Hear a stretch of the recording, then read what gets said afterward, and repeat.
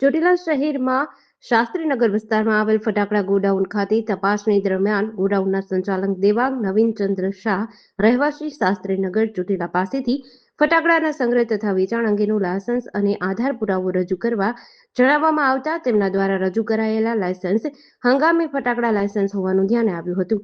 આમ તપાસણી સમયે માન્ય લાયસન્સ વગર ફટાકડાનો સંગ્રહ તથા વેચાણ કરવામાં આવતું હોવાનું જણાઈ આવ્યું હતું. ફટાકડાનો રહેણાંક વિસ્તારમાં સંગ્રહ તથા વેચાણ, ગોડાઉનમાં જરૂરી સલામતીની જોગવાઈઓનું પાલન ન થવું તેમજ ગોડાઉનમાં જરૂરી 2 દરવાજાની વ્યવસ્થા ન હોવી સહિતની ગંભીર ક્ષતિઓ ધ્યાને આવી હતી. ત્યારે વિવિધ જોગવાઈઓનું પાલન કરવામાં આવ્યું ન હોવાનું તેમજ ફટાકડાના સંગ્રહ, વેચાણ, ગોડાઉનની રચના, સલામતી તથા લાયસન્સ સંબંધિત જોગવાઈઓનો ભંગ થયેલ હોવાનું ધ્યાને આવ્યું હતું.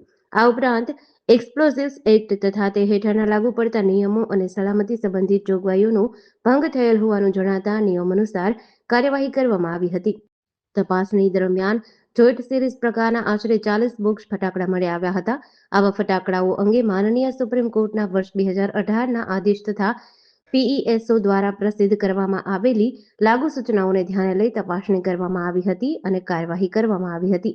ગંભીર ગેરરીતિઓને ધ્યાનમાં લઈ ગોડાઉનમાં રહેલ ફટાકડાનો કુલ 10,06,404નો મુદ્દામાલ સીઝ કરી ગોડાઉનને સીલ કરવામાં આવ્યું હતું.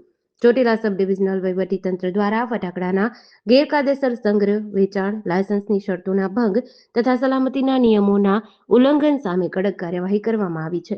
જેડીસી ન્યૂઝ સાથે કલ્પેશ વાઢેર, સુરેન્દ્રનગર.